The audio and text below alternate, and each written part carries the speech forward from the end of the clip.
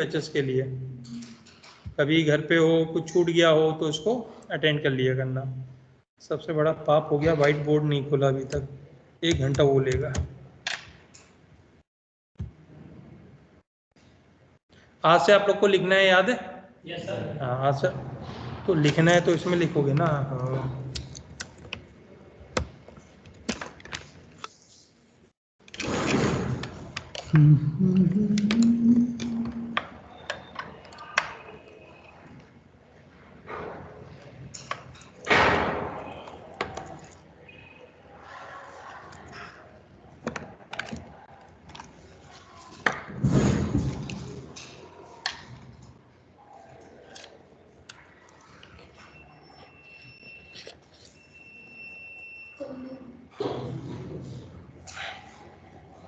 क्या हुआ?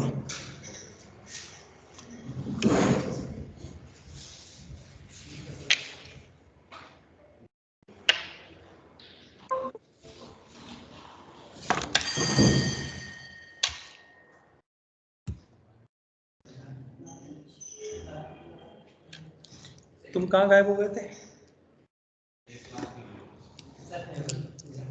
एक क्लास गायब थे तुम?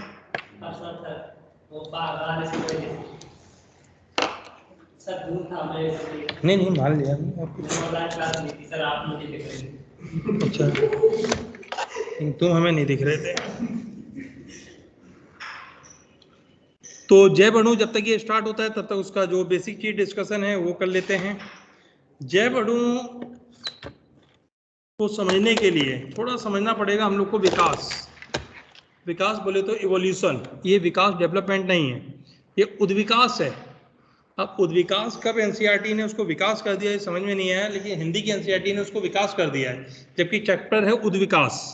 उद्विकास क्या होता है कि हम लोग कैसे बने, हम लोग कैसे बने, तो पृथ्वी कैसे बनी, पृथ्वी कैसे बनी, ये ब्रह्मांड कैसे बना, कैसे बना बताओ भाई।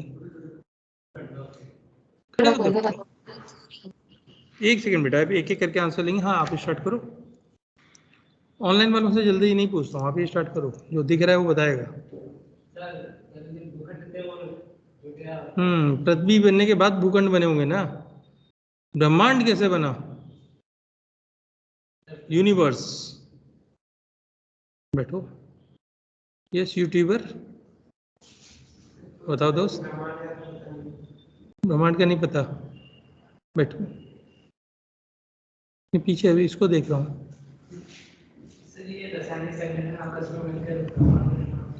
ओह ये कहाँ से आए थे फिर, कौन ऐसा था वैज्ञानिक जो इतने ये रसायन लाए, ब्रह्मांड बना। तुम्हारा नाम क्या है? मोहित। बैठो। अजय बताओ दोस्त, ब्रह्मांड कैसे बना? अपने आप बन गया, वेरी गुड वेरी गुड। ऐसी चीजें मानोगे तो सभी अपने आप बनी है, बहुतों को तुम्हें आता पता ही नहीं है। पृथ्वी कैसे बनी,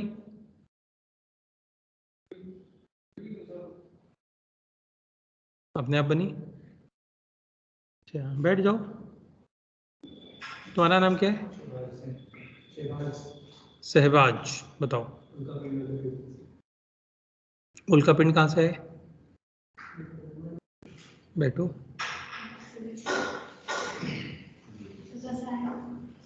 रसायनों से बना, वेरी गुड। कौन से रसायन, कहाँ से रसायन?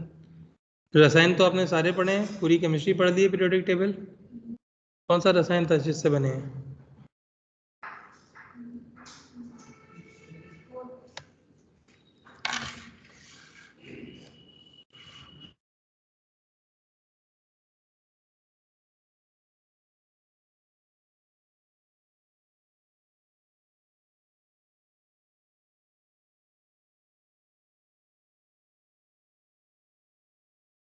ये अभी तक जो साइंटिस्ट हैं इनके लिए एक अबूझ चीज है कि ब्रह्मांड बना कैसे है। आप लोग को आवाज आ रही है बच्चों? ऑनलाइन रिकॉर्डिंग ऑन है, आवाज आ रही है? हाँ नहीं वो नेट अभी गया था बीच में।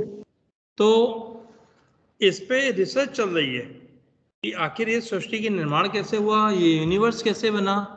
अब जो मशीन इसके चीजों को ईजाद करने के लिए बनाई गई, उसको बोलते हैं LHC, लार्ज हेड्रॉन कोलोराइडर। क्या है मशीन का नाम?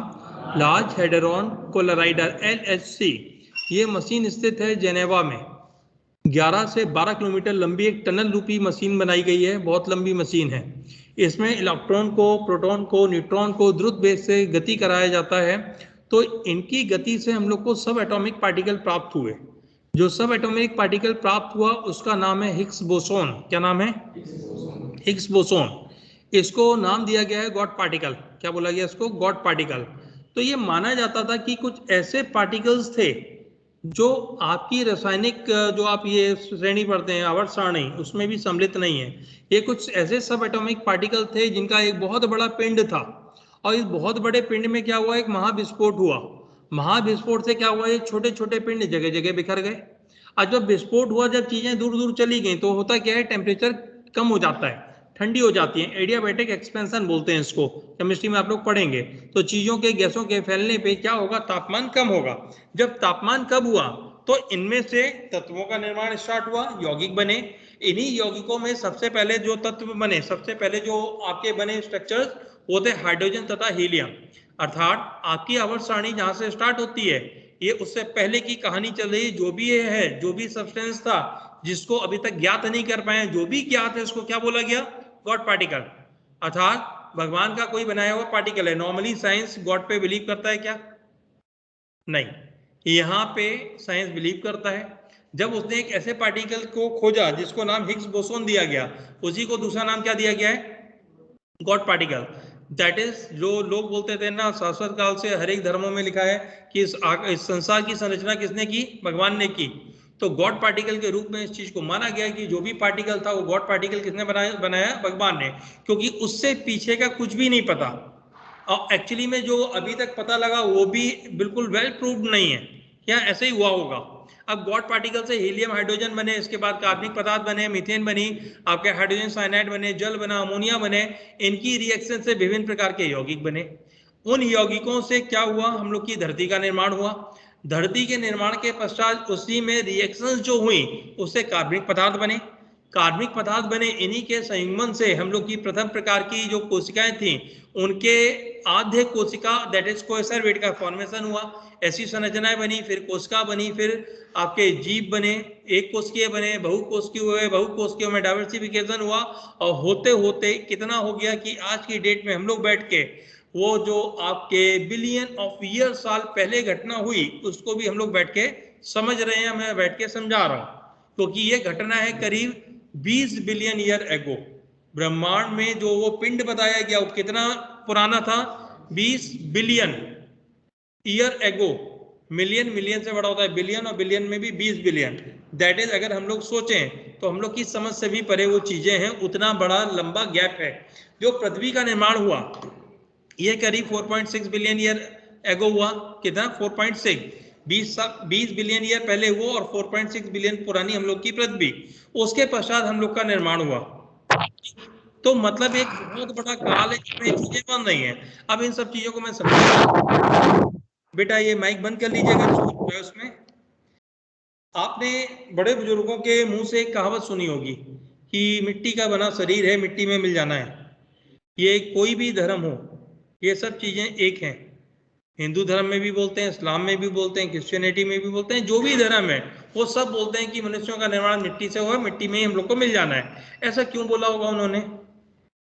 क्या इतने ज्यादा पढ़े लिखे थे वो लोग जो ये चीजें जानते थे? या इसका आंसर ये है, हाँ वो लोग इतने पढ़े लिखे थे। हम लोगों ने उनकी उन चीजों को फील नहीं कर पाया, उसको इंटरप्रिटेट नहीं कर पाया, उसको समझ नहीं पाया। जैसे अगर आपको जो आज अभी हम लोग पढ़ रहे हैं, पढ़ा रहे हैं, ये सारी अंग्रेजों की देन है। यस और नो? भाई अंग्रेजों ने हिंदुस्तान पे कब्जा किया, उसके बाद अपना जो लिटरेचर उन्होंने बनाया, जितनी जगह उनका कब्जा था वही चीज पढ़ाई जा रही है। और जो खुद क्रिश्चियनिटी है वो बहुत पुरानी नहीं है, 4-5 हजार साल से पहले का डाटा किसी के पास नहीं है। तो अगर हम लोग किसी भी धार्मिक उसकी परिकल्पना करें, जो धर्म बताता है, धर्म के अकॉर्डिंग तो चीजें ज्यादा पुरानी नहीं है। क्योंकि धर्म कब आया? जब इंसान समूह में रहने लगा, चीजों को उसने धर्म से जोड़ा, फिर उसने लिखना चालू किया, लिखने के बाद चीजें लिटरेचर के रूप में प्राप्त हुई। तो आप कितनी पुरानी चीजों को समझ सकते हैं जो आपने देखी है या जो लिखी रखी है। तो उसके अकॉर्डिंग 4000 साल से पुराना मटेरियल है ही नहीं अपने पास। तो पहले के धर्म ग्रंथ जितने भी थे, बाइबल, हिंदू और इस्लाम वगैरह, सब ये मानते थे कि जो इंसान है या पृथ्वी है 4000 साल पुरानी है, और जो जैसा बना वैसे ही बना। एक्चुअली में 4000 से एवोल्यूशन इतना तो तगड़ा हुआ नहीं, लेकिन जैसे जैसे आगे विज्ञान ने तरक्की की तो पता लगा नहीं, पृथ्वी तो बहुत पुरानी है भाई, ये बिलियन ऑफ ईयर्स एगो पहले बनी है, 400 साल नहीं है, 4000 साल नहीं है। तो इसको यहाँ पे मैं क्यों कोरिलेट कर रहा हूं?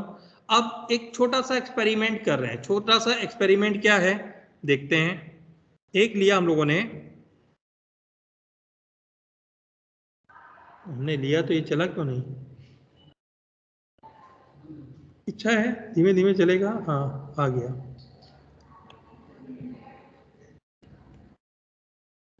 एक पादप ऊतक का नमूना,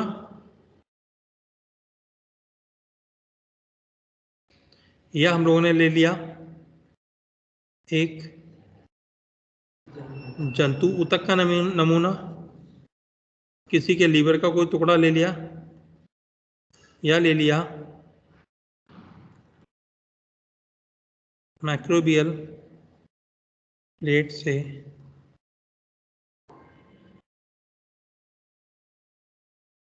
माइक्रोबियल कॉलोनी का पेस्ट। ये क्या वाला होती है? जब आप लोग बच्चों MBBS में पहुंचोगे तो सेकेंड ईयर में आपके प्रैक्टिकल स्टार्ट होंगे माइक्रोबायोलॉजी के। किसके प्रैक्टिकल स्टार्ट होंगे? माइक्रोबायोलॉजी। तो आपके पास कल्चर प्लेट्स होंगी, संवर्धन प्लेट्स। उनके अंदर होता है न्यूट्रिएंट मीडिया। क्या होता है उनके अंदर? न्यूट्रिएंट मीडिया, ऐसा पदार्थ जिसके ऊपर जीवाणुओं को ग्रोथ कराया जाता है, उनकी वृद्धि कराई जाती है। आपके शरीर में संक्रमण हुआ, संक्रमण किसने किया ये पता लगाना जरूरी है कि बैक्टीरिया कौन सा है, क्लॉस्ट्रीडियम है या स्टेफाइलोकोकस है, स्टेप्टोकोकस है। उसके बाद ही तो हम लोग लक्षण या दवाई का पता लगाएंगे।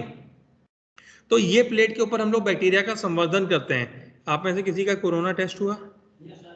तो उसमें जैसे स्वैब ली जाती है, लकड़ी के अंदर क्या रुई सी लगी होती है, उसने नोज में डाली होगी या माउथ में लगाई होगी, तो उसमें जो भी पैथोजन है उसका बॉडी, उसका जो स्ट्रक्चर वो आ गया, न्यूक्लिक एसिड वगैरह, उसको केमिकल से रिएक्ट कराते हैं। तो ऐसे ही जब हम लोग किसी जीवाणु की ग्रोथ को पता करना चाहते हैं, शरीर में कहीं संक्रमण हुआ, तो हमने वहां से एक स्वैब ले लिया, उसमें क्या है, उसमें जो भी मवाद वगैरह है वो चिपक के आ गया। अब इस प्लेट के ऊपर ग्रो कराएंगे, इस प्लेट के ऊपर उसको लगाएंगे जो भी आपको सैंपल मिला, फिर इसको इंक्यूबेट करते हैं, इसको एक मशीन के अंदर रख देते हैं ऑप्टिमल टेम्परेचर पे। अब इसके अंदर ये जो 4, 5, 6 ये बनी, इनको बोलते हैं बैक्टीरिया कॉलोनी। ये क्या बन गई? Bacterial colony. कैसी होती हैं? म्यूकोइडल होती हैं, जैसे नहीं चिपचिपा पल्स जैसा हो, अलग अलग कलर की होती हैं, depends on the type of bacteria. तो हमने इनमें से कोई नमूना ले लिया है। अब इनमें से कोई नमूना लिया, या वो लिया, या पादप ऊतक लिया, या जंतु ऊतक लिया, तो मिला क्या हम लोग को? इससे या इससे या इससे हम लोग को जो पदार्थ प्राप्त हुए वो क्या थे? लगभग एक जैसे रसायनों की उपस्थिति, जैसे कार्बन, हाइड्रोजन, ऑक्सीजन, नाइट्रोजन इत्यादि, सभी के अंदर ये मिले। तो हम ये मान सकते हैं इन सभी की उत्पत्ति एक जैसी चीजों से हुई होगी। ये अभी तक सभी चीजें जीवित हैं जिसको हम लोग लेके चल रहे हैं, सभी की उत्पत्ति एक जैसी हुई। यहीं पे हम लोगों ने एक टुकड़ा लिया, एक नमूना लिया, भू परपटी का नमूना। भू परपटी क्या होती है?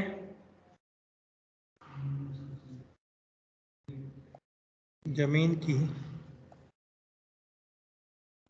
ऊपरी परत का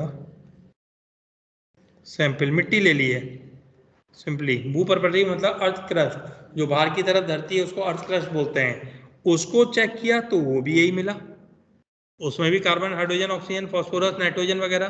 अर्थात जब इनका विश्लेषण किया गया तो एक ही जैसे पदार्थ मिल रहे हैं। तो ये विश्लेषण है कैसा, ये है क्वालिटेटिव विश्लेषण था। ये कैसा विश्लेषण था, क्वालिटेटिव विश्लेषण था।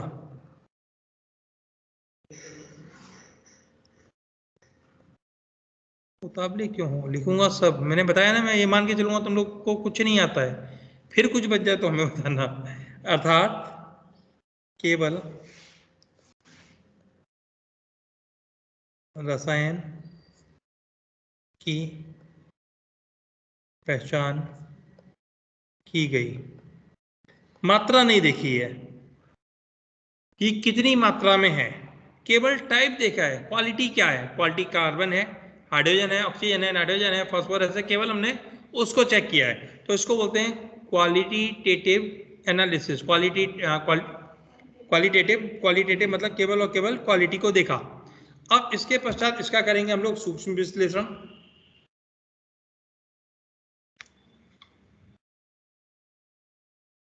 परंतु जब भूपर्पटी के नमूने का सूक्ष्म विश्लेषण किया गया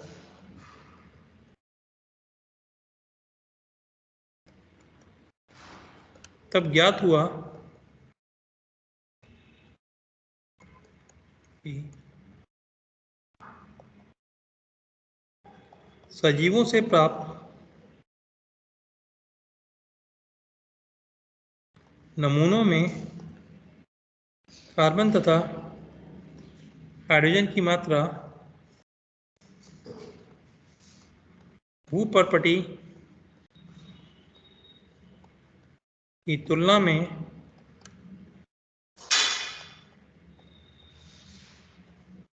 अधिक थी, अर्थात यह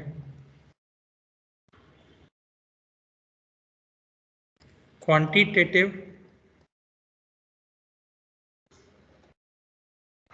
विश्लेषण था। क्वांटिटेटिव विश्लेषण क्या हुआ, जिसमें बच्चों क्वांटिटी देख रहे हैं, उसकी परिमाण देख रहे हैं, अर्थात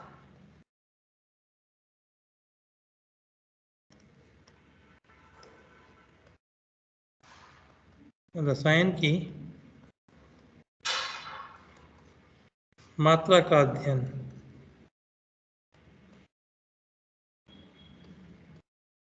तो जीव और निर्जीव में अंतर क्या मिला, अंतर ये मिला कार्बन हाइड्रोजन ज्यादा है सजीवों में निर्जीवों की तुलना में, क्योंकि भूपर्पटी का नमूना कैसा है,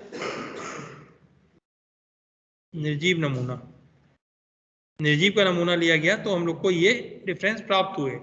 तो ये इंडिकेट करता है कि जो भी जमीन में पाया जा रहा वही हमारे शरीर में है, लेकिन मात्रा कम या ज्यादा है। इसीलिए बड़े बुजुर्ग क्या कह गए थे, मिट्टी का बना शरीर है, मिट्टी में मिल जाना है। अर्थात ये केमिकल एनालिसिस उनको भी ज्ञात थी, वो भले उन्होंने इस रूप में प्रदर्शित नहीं किया, लेकिन ये सारी चीजें उन लोग को पता थी, और वो जो पता थी वो इंसान है कहाँ ये दुनिया नहीं जानती है। ऐसा कुछ आपको पता है? जो हम लोग से इमीडिएट पुराने एंसेस्टर हैं उनका नाम है क्रो-मैग्नन। क्रो-मैग्नन का जो क्रेनियल कैपेसिटी था वो ऑन एवरेज 1600 सीसी था, और हम लोग का ब्रेन होता है ऑन एवरेज 1450 सीसी, अर्थात हम लोग से 150 सीसी ज्यादा ब्रेन, और वो आज धरती पे नहीं है। तो ऐसा क्या हुआ कि इतने जो प्रबुद्ध थे, इतने जो डेवलप्ड थे, वो आज पृथ्वी पे नहीं पाए जा रहे हैं, और हम लोग जो उनसे तुलना में घटिया थे वो पृथ्वी पे हैं। ऐसा क्यों जी बेटा? इसके पीछे एक थ्योरी ये बोलती है क्रो-मैग्नन इतने इवॉल्व थे कि वो किसी दूसरे ग्रह पे जाके बस गए हैं। जैसे अभी इंसान क्या कर रहा है, अभी इंसान चांद पे जाता है, मंगल पे जाता है, फलाना ढिमकाना, क्यों जा रहा है? क्योंकि कहीं बच सकते हैं क्या, ये देख लें। ऐसा हो रहा है कि नहीं? कहीं पे कपास का बीज उगा रहा है, कहीं पे ह्यूमन रह रहे हैं, कि जिससे मानव से रिलेटेड कंडीशन पता लगे। तो क्या हमसे पुराना वाला जो हमसे दिमाग में ज्यादा तेज था, क्या उसने ऐसे ग्रहों की खोज नहीं कर ली होगी कि कहीं है? और वो सारे के सारे शिफ्ट हो गए क्योंकि यहाँ पे पॉल्यूशन ज़्यादा है, यहाँ पे जो ऑप्टिमल कंडीशन है, लिविंग कंडीशन अच्छी नहीं है। हो सकता है इससे अच्छा कोई प्लेनेट होता हो, इससे अच्छा ग्रह हो, वहाँ जाके बस गए हों और वक्त वक्त पे यहाँ पे घूमने आते हों। जिन जहाज़ों से घूमने आते हैं उनको उड़न तस्तरी बोला जाता है। और ऐसे दर्जनों इंसिडेंसेस हैं जिसमें उड़न तस्तरी जैसी चीज़ों का जिक्र होता है कि कोई एलियन है, कोई परजीवी ग्रह हैं, परजीवी जंतु हैं जो यहाँ पे आते हैं, तो मे बी वो हम लोग के एंसेस्टर हो। यस और नो? ठीक है ना? चलो खैर, अभी इस पे कंसंट्रेट करते हैं। ये हम लोग को रिलेट कर रहे हैं किसको? इंसान अपनी बॉडी की जो सैंपल्स हैं, केमिकल्स हैं, उनको कंपेयर कर रहे हैं। निर्जीव से भी किया, प्लांट से भी किया, बैक्टीरिया वगैरह से भी किया, ऑलमोस्ट एक तरीके के मिले। फिर हम लोगों ने उसकी क्वांटिटेटिव देखी, तो वो थी क्वांटिटी थी वो अलग अलग थी। अब इसके आधार पे हम लोग जैव अणु को पढ़ेंगे। तो कुल मिला के जैव अणु है क्या?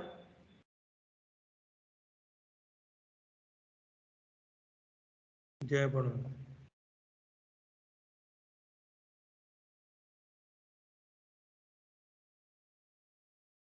वह सभी कार्बनिक पदार्थ जो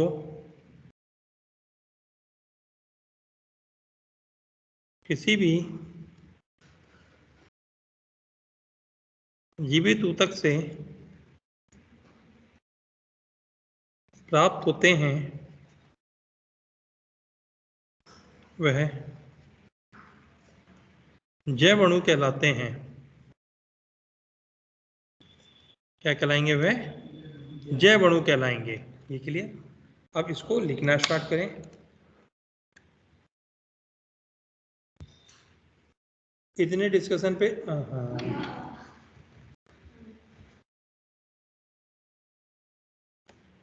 इतने डिस्कशन से आपको एक चीज और समझ में आई होगी, जब इवोल्यूशन पढ़ोगे तो मजा बहुत आएगा पढ़ने में। यस और नो? तब मैं बताऊंगा आपको क्या क्या चीजें हैं जो हैं हम लोग को पता ही नहीं है। अभी लिखना है आज से, ठीक? नहीं नहीं, अब मैं कहानी सुनाऊंगा, तुम लिखोगे। तो मैं क्या बता रहा था, आप लोग या ह्यूमन जब किसी ग्रह पे जाते हैं तो जीवन की तलाश करते हैं कि कोई जीवित मिला कि नहीं मिला। जैसे रिसेंटली अभी आ रहा है कि मंगल पे में भी जीवन है, वर्म के रूप में है, कीड़ों के रूप में है। लेकिन एक्चुअली में हम लोग की लिमिटेशन है। लिमिटेशन मतलब हम लोग की सीमाएं हैं सोच की। अगर आप लोग किसी जीवित को सोचोगे तो कैसे सोचोगे? कि कोई भी जीवित ऐसा होगा जो ऑक्सीजन को यूज करता होगा, CO2 को निकालता होगा, ग्लूकोज वगैरह का यूज करता होगा, क्योंकि जीवित आज तक हमने देखे ही ऐसे हैं। तो ऐसा भी तो हो सकता है कोई जीव ऐसा हो जो मीथेन को यूज करता हो और उसका खाना कुछ और हो, हम लोग की तरह चलता फिरता ही ना हो सकता है पत्थर के रूप में पड़ा हो। लेकिन यहाँ तक तो हम लोग की कल्पना ही नहीं है। तो आप केवल उसको ढूंढ रहे हो जो अपने से मिलता जुलता है। एक्चुअली में वैसा संभव भी नहीं है, हर जगह ऐसा मिलना संभव ही नहीं है। तो इसीलिए लिमिटेशंस है हम लोग की खोज की।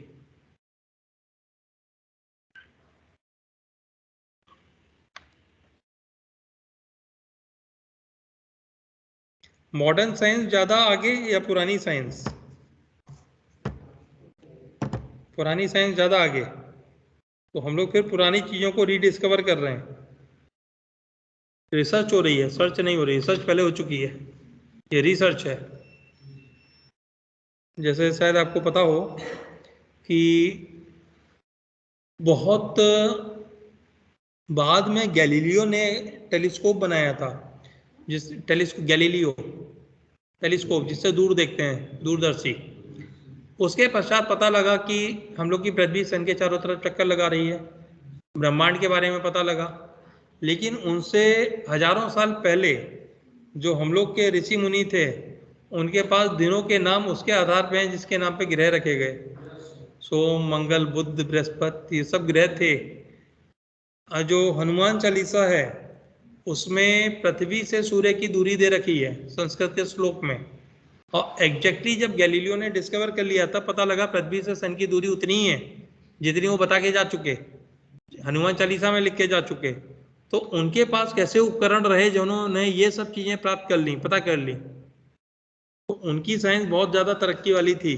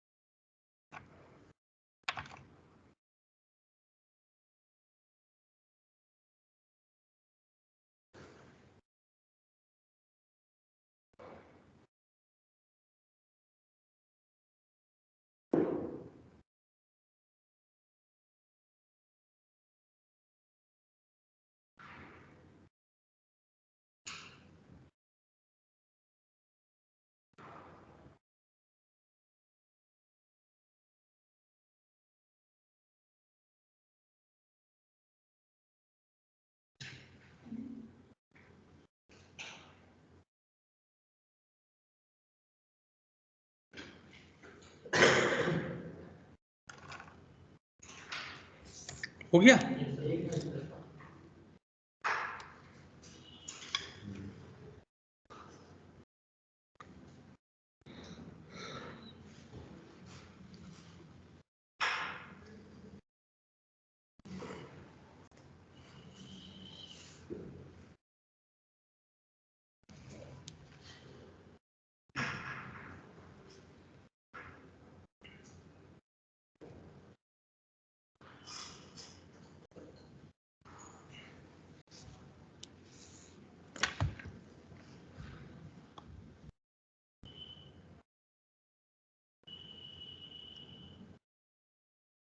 थोड़ा द्रुत गति से काम करें वरना दूसरे वैसे पीछे रह जाएंगे।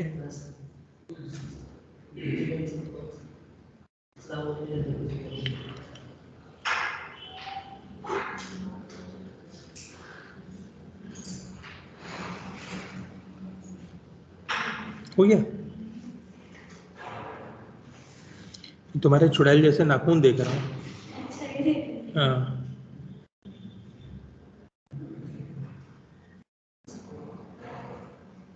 और बड़े बड़े करो, इतने इतने खंजर जैसे। कंपटीशन होगा ना कोई?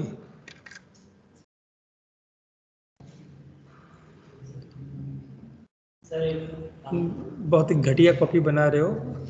फेयर कॉपी बनानी है, एक सुंदर सी कॉपी लेके बनाओ वाइट कलर की। कब? ये जिंदगी निकल जाएगी इधर उधर करने में कि नोट्स एक बार इधर बने फिर हमने घर पे जाके लिखे। कहाँ पे? तो उसको यहीं लाया करो ना, जैसी भी राइटिंग है यहीं लिखो। दोबारा लिखने का नहीं, दोबारा याद करने का है समय आपका। चलो चलो पूछो। नहीं नहीं, बैठ के पूछो। सर जैसे मैं घर पे जाता हूँ हाँ, तो मेरी प्रेजेंट कैसे लगेगी सर?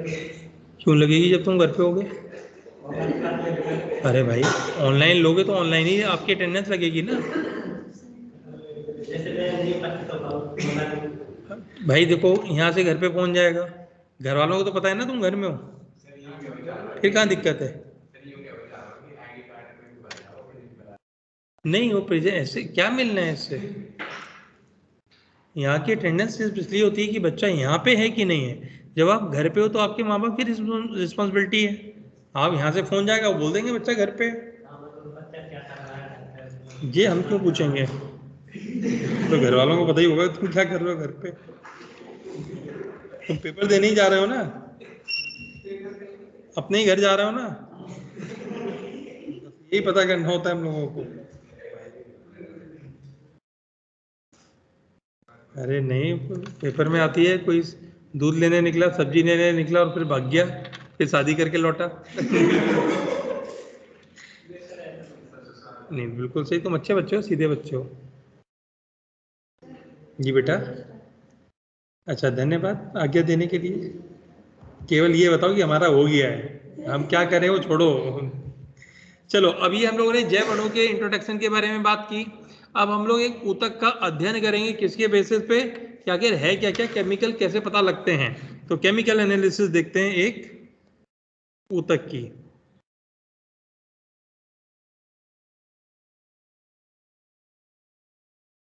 ऊतक का। सर ऑनलाइन नहीं जाती है इसका मैसेज? जी बेटा। ऑनलाइन में भी एब्सेंट का मैसेज आता है? काय का? एब्सेंट का? Yes sir. बेटा अटेंडेंस होती है, देखते तो हैं एक बार कौन है, कितना है, कितने क्लासेस में गायब है। अब ये हमें नहीं पता कि फोन आता है नहीं आता है। तुम लोग तो अच्छे बच्चे हो, रोज क्लास में रहते हो, तुम लोग को क्या टेंशन है ना? Yes sir. ये देखिए बच्चों, अब हम लोग क्या कर रहे हैं, एक ऊतक का रासायनिक विश्लेषण कर रहे हैं। अब ऊतक का रासायनिक विश्लेषण के लिए हम लोग को चाहिए होगा एक खरल। खरल क्या होता है? जिसमें वैद्य साहब नहीं दवा घोंटते पीसते हैं, चीनी मिट्टी का होता है, कटोरे नुमा। ये अब इसमें हम लोग को किसी ऊतक का अध्ययन करना है। सपोज करिए मार्केट से पत्ता गोभी लेके आए हैं, मन कर रहा है कि पत्ता गोभी का केमिकल एनालिसिस करें कि पत्ता गोभी में आखिर है क्या क्या। तो उसके पत्तों को इसमें डाल दिया, ये इसके ऊपर से हम लोगों ने डाला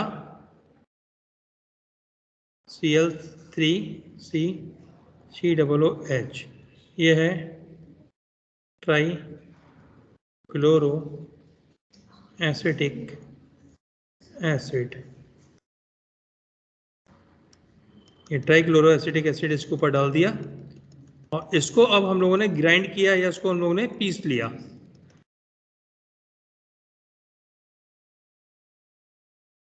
ये पीसने वाला उपकरण, इससे इसको हम लोगों ने पीस डाला। यह है खरल, मोटार एंड पेसल, अंग्रेजी में बोलते हैं मोटार एवं पेसल, हिंदी में बोलते हैं खरल। ठीक, या इसको ऐसा मान लीजिए इस प्रैक्टिकल को करने के लिए, जैसे घर में चटनी बन रही है तो चटनी में धनिया टाइप का कुछ आइटम ले लिया, कुछ भी पदार्थ ले लिया, पानी की जगह ट्राइक्लोरो एसिटिक एसिड डाल दिया, ग्राइंड कर दिया, मिक्सी में घुमा दिया। मिक्सी में जब घूम गया तो इससे हम लोग को मिलेगी थिक स्लरी, गाढ़ा करदम। क्या मिलेगा हम लोग को? गाढ़ा करदम। करदम बोलते हैं स्लरी को, जैसे चटनी आपको मिली। अब इसको हम लोग क्या करेंगे, अब इस चटनी को एक परत नली में निथार लेंगे, फिल्टर करेंगे इस चटनी को। इस परत नली के मुहाने पर एक कपड़ा लगा दिया जाएगा, कॉटन का कपड़ा अथवा चीज क्लॉथ।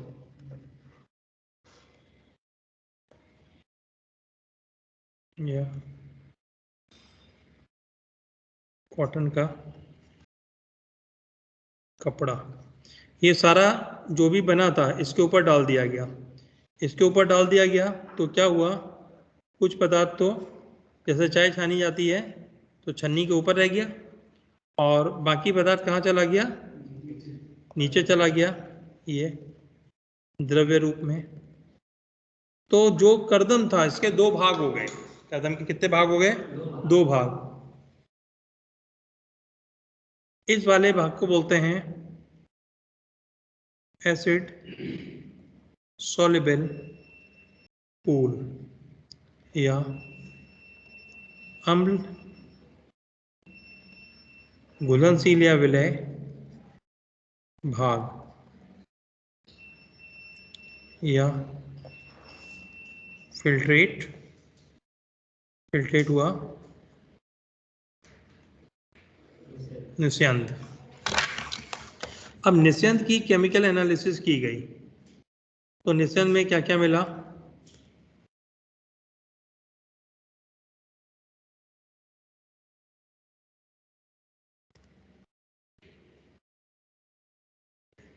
इस भाग में हजारों की संख्या में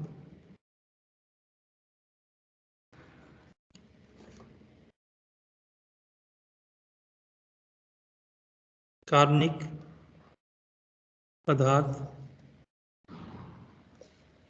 प्राप्त होते हैं। इसमें केमिकल एनालिसिस कर रहे हैं कार्बनिक पदार्थ जैसे सल्फेट या फॉस्फेट, सल्फेट, फॉस्फेट इत्यादि पाए जाते हैं।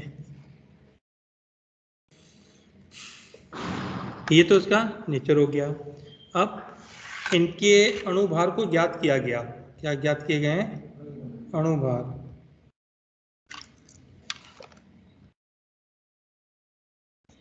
इनके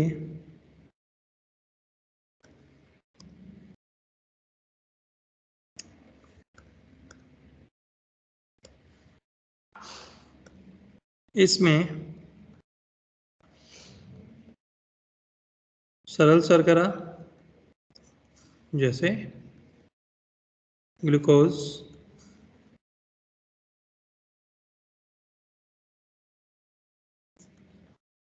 अमीनो अम्ल, न्यूक्लियोसाइड, न्यूक्लियोटाइड इत्यादि पाए जाते हैं।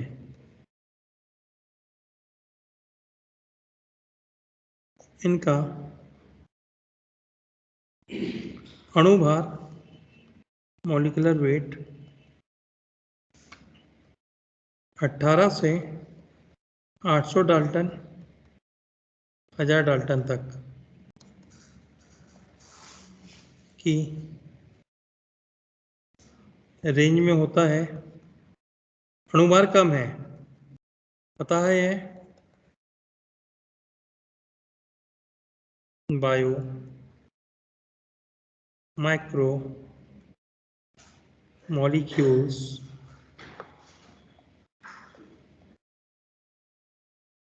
कहलाते हैं। इनको क्या बोला गया? बायो माइक्रो मॉलिक्यूल्स बोला गया। ऑन द अदर हैंड, ये जो भाग मिला ऊपर, ये इसको बोलते हैं धारित, रिटर्नटेट। अंग्रेजी में क्या है ये? रिटर्नटेट। ये है अम्ल अघुलनशील भाग है। कैसा है? एसिड इंसॉल्युबल फ्रैक्शन है, अम्ल में घुला नहीं। इसमें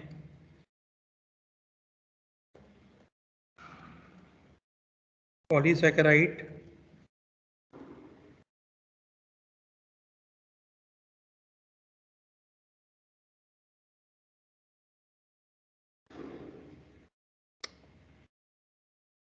न्यूक्लिक एसिड प्रोटीन्स व लिपिड्स प्राप्त होते हैं। क्या मिले इसमें? 4 चीजें मिली: protein, polysaccharide, lipids and nucleic acids.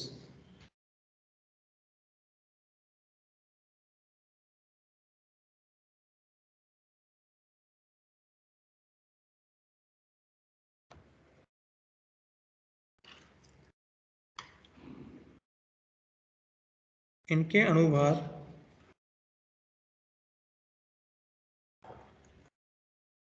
Lipids के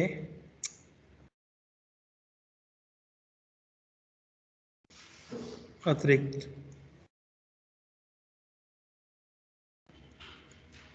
10,000 डाल्टन या उससे भी अधिक होते हैं।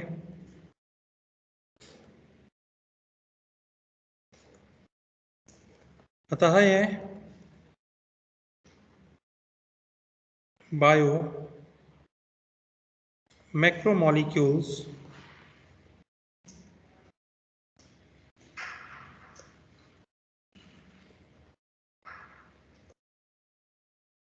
जैव बृहद अणु कहलाते हैं। मॉलिक्यूलर वेट लिपिड का कितना है? 10,000 या उससे भी ज्यादा। इस वजह से इनको क्या बोला गया? बायो मैक्रोमॉलिक्यूल्स, जैव बृहद अणु। लिपिड्स के अतिरिक्त यह सभी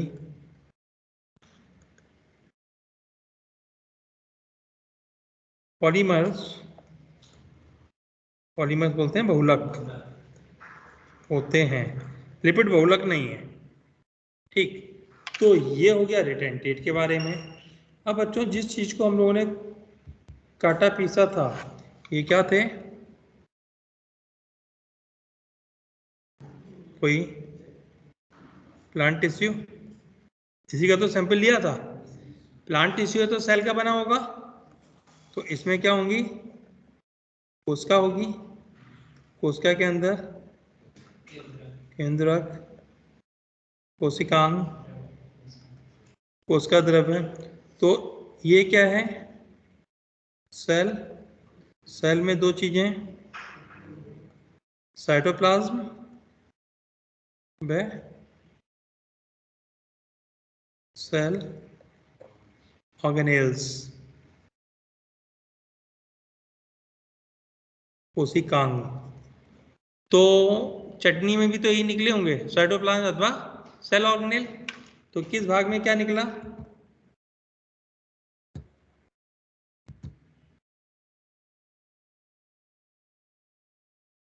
यह भाग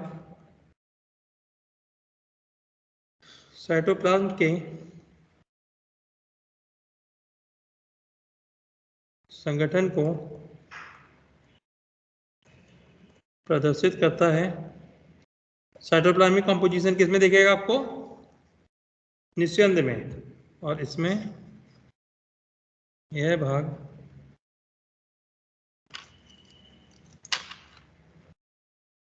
साइटोप्लाज्म के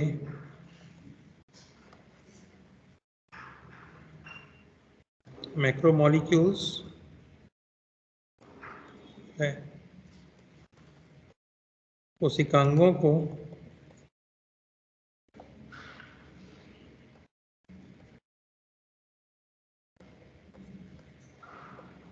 निरूपित करता है। तो ये बेसिक चीज़ें हो गई आपके सेल कंपोजिशन को फाइंड आउट करने के लिए कि कोशिका के अंदर जो आपके ऊतक हैं आखिर वो किस चीज़ के बने हुए हैं और उनकी एनालिसिस कैसे की जाती है। Analysis clear?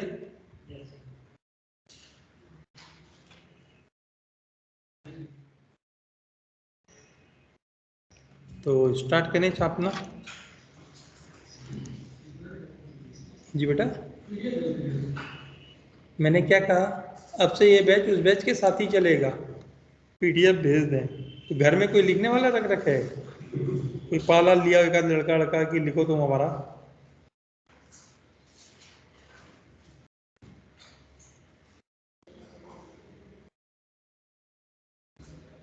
वैसे पीडीएफ मुझ पे पूरे जितने जूलॉजी के चैप्टर्स हैं ना सबके पढ़े हैं।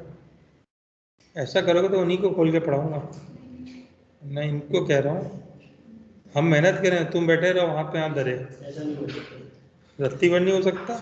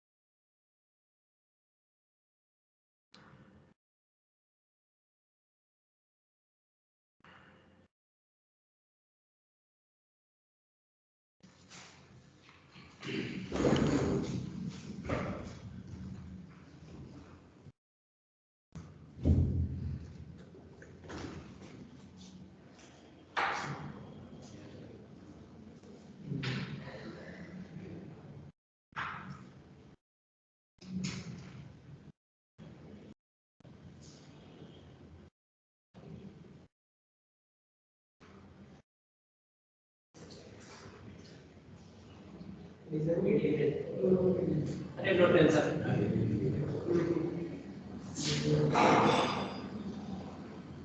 देखो मेहनत करनी चाहिए। ये यार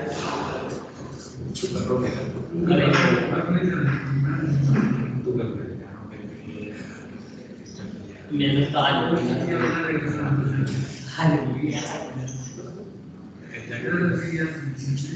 देखो गर्मियों में ना तो मेरे पास आए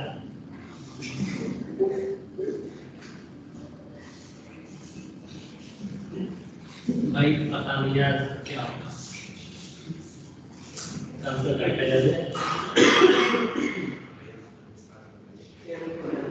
विस्तार में नहीं बता सकता भाई, कैमरा में कैसे बैठेंगे।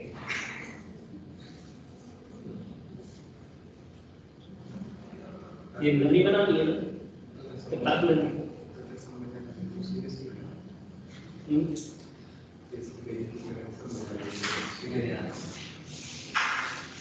भगवान को नाम है चीज मान क्या होता है? चीज चीज हाँ ये लिखा है सी है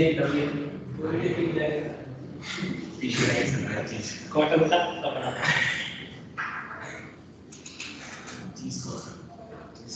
ये क्या था?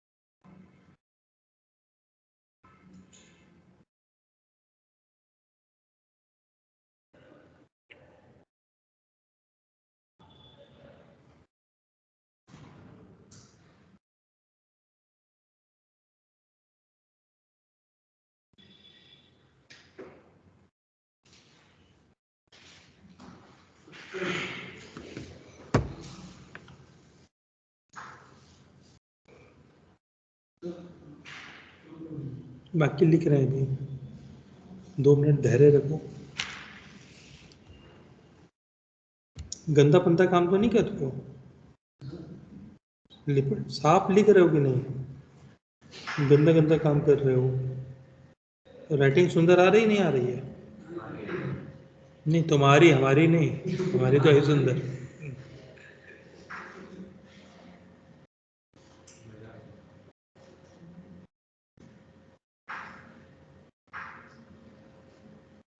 तो सहबाज तुम्हारे नाम का मतलब क्या है? तुम्हारे नाम का मतलब नहीं पता? ऐसा मत करो यार, नाम का मतलब पता होना चाहिए।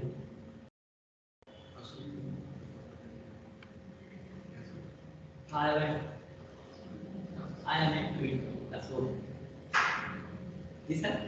मैं क्या जी? मैं तो एक पेड़ में सर, छोटा पेड़ होता है। हाँ, तुम पेड़ हो भी काट डालेंगे लोग, पढ़ लो,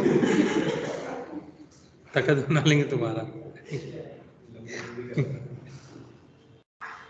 अशोक, सम्राट अशोक।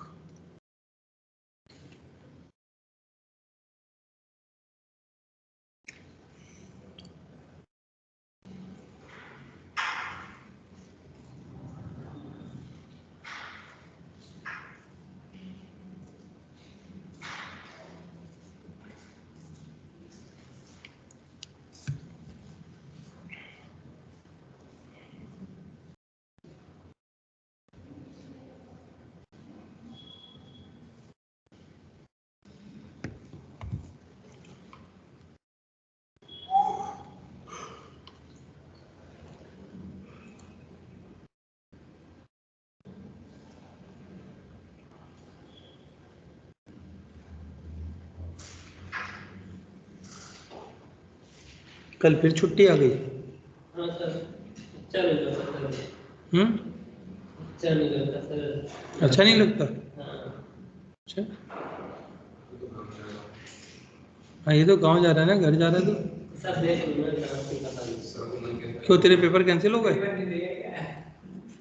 ये जुगाड़ हो गई? कौन देगा पेपर अब?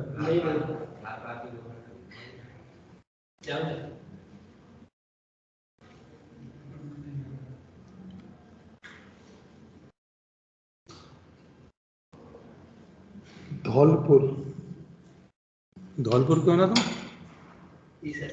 खास धौलपुर? किस लिए बदनाम है धौलपुर? डाकों के लिए? खनन के लिए भी तो बदनाम है, बहुत मोरम निकाली जाती है वहां से। मोरम नहीं होती है तुम्हारे यहाँ बहुत खनन का काम? पेपरों में आए दिन छपता है, ट्रैक्टर वालों ने फलाने को कुचला, ढिमकाने को कुचला। खनन का ज्यादा है ना, रेता का। धौलपुर।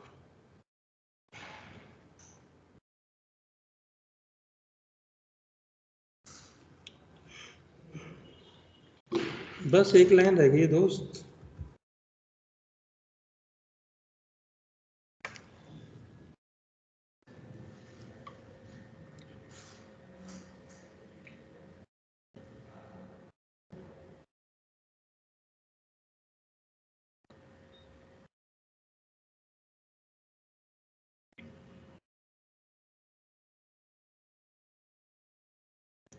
तुम्हारी इससे पहले से दोस्ती थी पड़ोसी से? इससे क्या नाम है तुम दोनों का? तुम्हारा क्या नाम है? रोहित। तुम कौन हो भाई? अजय। तो 3-4 दिन में इतने प्यार उमड़ पड़ा है, कान में लगा के तुम्हें सुन पा रहा है? वाह बेटा, हमें लगा पहले से दोस्त हो।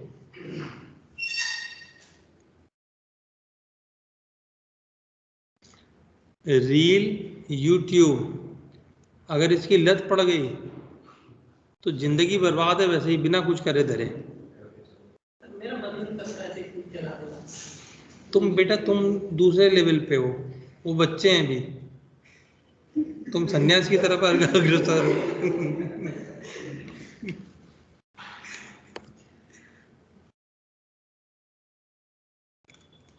लिखे? अब 4-5 लाइनें डिक्टेट करके लिखाऊंगा। 4-5 लाइनें हैं। हाँ लिखो लिखो बेटा, तुम धीमे धीमे काम करो। तुम्हारे मरीज ना ऑपरेशन थिएटर से निकल के भागेंगे कि डॉक्टर साहब कर ले ऑपरेशन, इतने धीरे धीरे कर रही हो, सांसें अटक जाएंगी उसकी वहीं।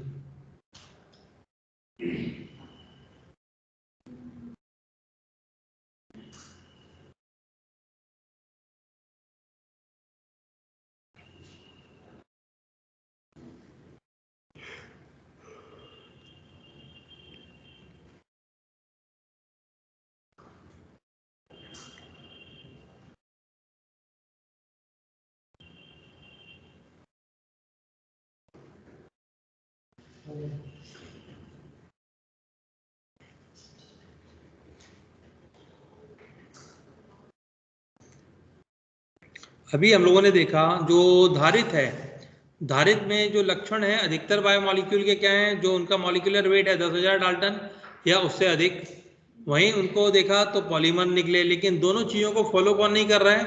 लिपिड, वसा। वसा इन चीज़ों को तो फॉलो ही नहीं कर रही है, तो वसा आखिर कर क्या रही है वहाँ? कर क्या रही है वहाँ? इसको लिखो।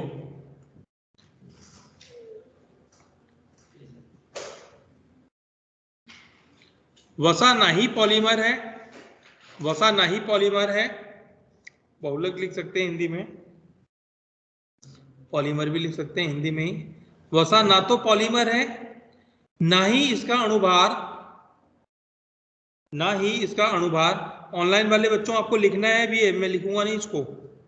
ना ही इसका अणुभार 800 डाल्टन से ज्यादा होता है, 800 डाल्टन से ज्यादा होता है, तब भी यह धारित्र में पाई जाती है, तब भी यह धारित्र में पाई जाती है।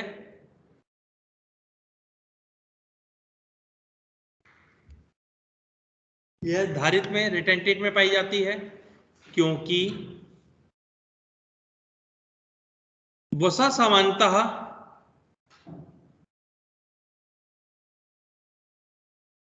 कोशिका तथा कोशिकांगों की झिल्लियों में पाई जाती है, कोशिका तथा कोशिकांगों की झिल्लियों में पाई जाती है। धारित की बात एक बार रिपीट कर दो। बेटा फ्लो नहीं तोड़ूंगा।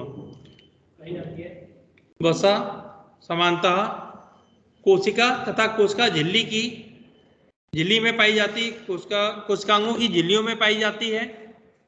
अतः जब हम लोग कोशिकाओं को विघटित करते हैं, अतः जब हम लोग कोशिकाओं को विघटित करते हैं,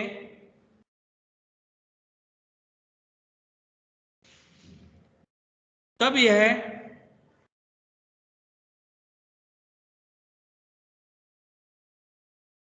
गोलाकार संरचनाओं में गोलाकार संरचनाओं में परिवर्तित हो जाती है, गोलाकार संरचनाओं में परिवर्तित हो जाती है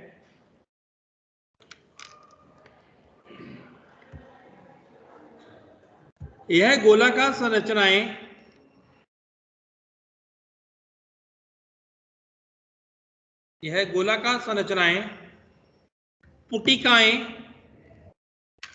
पुटिकाएं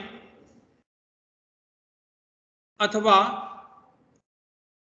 vesicles, V for van, VESICLES, vesicles, VESICLES, vesicles कहलाती हैं।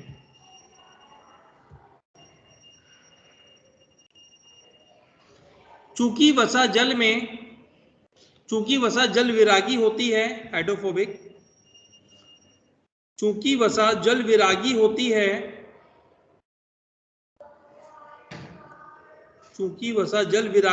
है, अतः यह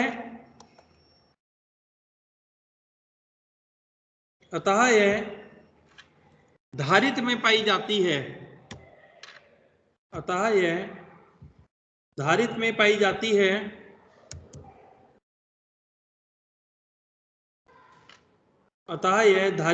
जाती है।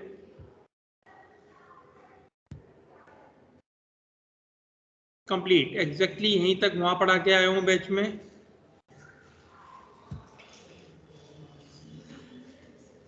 हैं भेज रहा हूं उसको, तो आपको 1 मिनट के अंदर वो आपके मोबाइल में आ रहा है।